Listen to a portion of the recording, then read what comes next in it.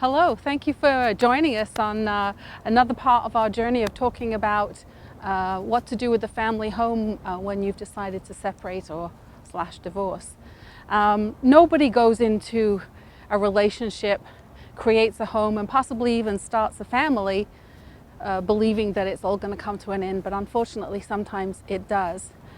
So usually the first thing that comes up is what's going to happen with the family home. I see in lots of cases couples, one of them would like to buy the other one out. Maybe they're just not ready to leave that home, or it could be for the sake of the children. I mean, it's going to be a tough enough time for those kids as it is without having to leave their friends in their school as well. So this is something that comes up really quite a few times, but unfortunately in most cases it's just not financially feasible for this to happen, so the home does have to be sold. Usually the first thing that has to come up after this decision has been made is to come up with an evaluation. You're going to need the evaluation on that home, whether or not you're going to buy the other partner out, or whether you're going to have to sell the home and possibly buy something else. So what we would normally do is pull recent comparable sales to come up with a value. Now, unlike putting a product on a shelf where you know what it costs to produce that product, you know what your profit margin needs to be, so you can put it on the shelf for X dollars. But with real estate, it's not quite that easy. There's so many varying factors, whether it be the market at that time, whether you live in a neighborhood with 100-year-old houses where you've got original homes selling and you've got completely renovated homes. So there is a varying factor there.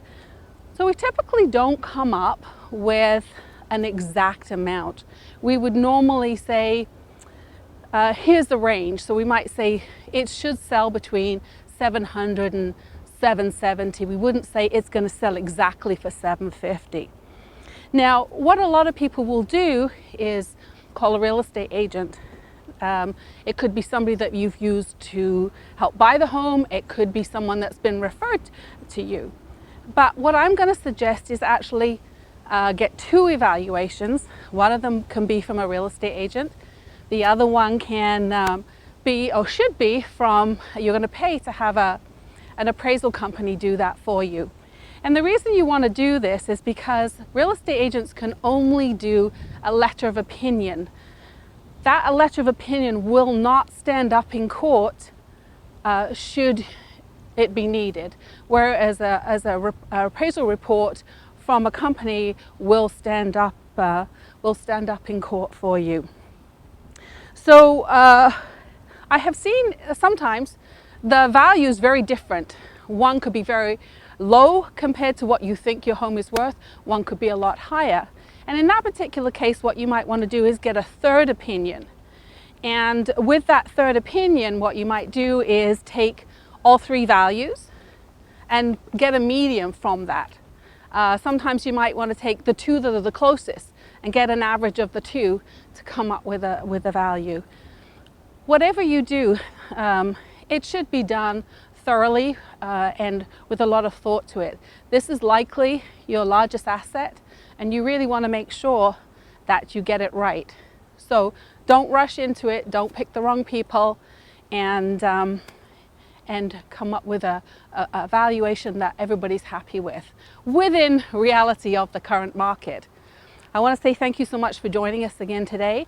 If you feel that there's some questions that have come up for you that we have not addressed, please feel free. If you're watching us on YouTube, you can leave a comment in the section below. If you are watching us on Facebook, shoot us a message. Both Rylie and I will be more than happy to get back to you with any answers. Thank you once again for joining us, and I hope you join us in the next segment of this talk about selling your home in a separation divorce proceedings. Bye.